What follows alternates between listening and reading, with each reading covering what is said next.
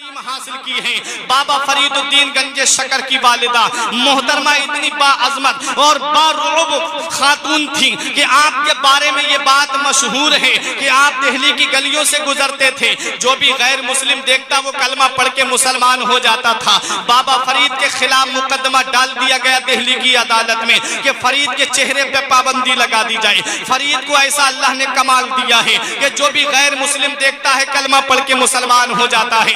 بابا فرید الدین کو دہلی کی عدالت میں طلب کیا جاتا ہے.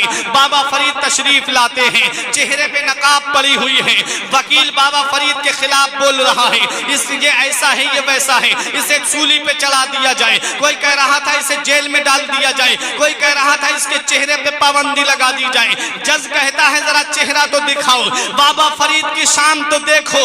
بابا فرید کے چہرے سے جب نقاب اٹھائی جاتی ہے تو جج کرسی پہ بیٹھے بیٹھے پڑھتا ہے لا الہ الا اللہ محمد الرسول اللہ. جب جج فیصلہ سنانے والا ہی مسلمان ہو گیا تو اب بتاؤ فیصلہ کس کے لیے ہوگا. بابا فرید گھر پہ تشریف لاتے ہیں. ماں نے کہا بیٹا کہاں سے آ رہے ہو؟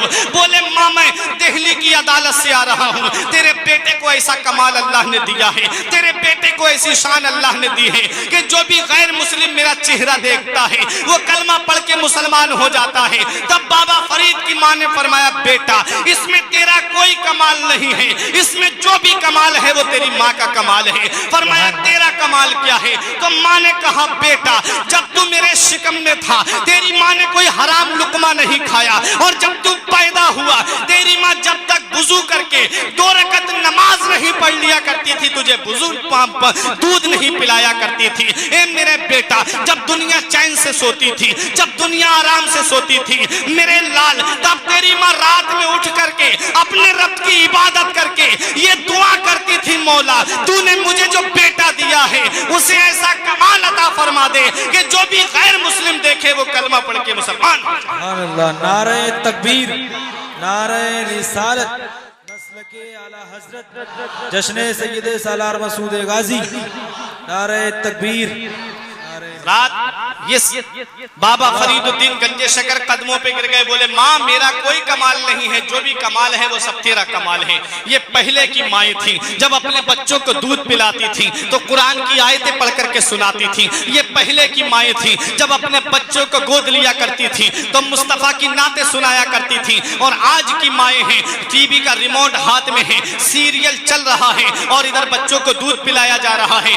یہی وجہ ہے کہ آج اولاد اپنے ماں باپ کا ادب کرتی ہوئی نظر نہیں آ رہی ہے. یہی وجہ ہے کہ آج اولاد اپنے ماں باپ کی فرما بردار نظر نہیں آ رہی ہے. اے مسلمانوں یاد رکھو جب ماں نیک ہوتی ہے تو اولاد بھی نیک ہوتی ہے, ماں پارسا ہوتی ہے تو اولاد بھی نیک ہوتی ہے, ماں عابدہ ہوتی ہے تو اولاد بھی عابد ہوتی ہے, ماں زاہدہ ہوتی ہے تو اولاد بھی زاہد ہوتی ہے. ماں جب فاطمہ ہوتی ہے تو بیٹا نیزے پہ چڑھ کے قرآن سنانے والا حسین ہوتا ہے. ماں جب ام الخیر فاطمہ ہوتی ہے تو بیٹا بغداد کا غوث اعظم ہوتا ہے.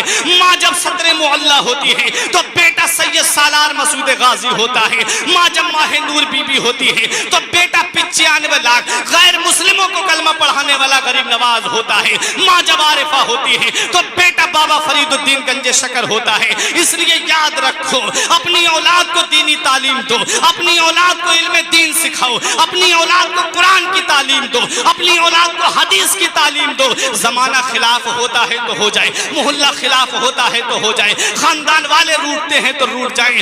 زمانہ خفا ہے تو کیا غم ہے اس کا, زمانے کو ٹھوکر لگائے چلا جا, زمانہ ہی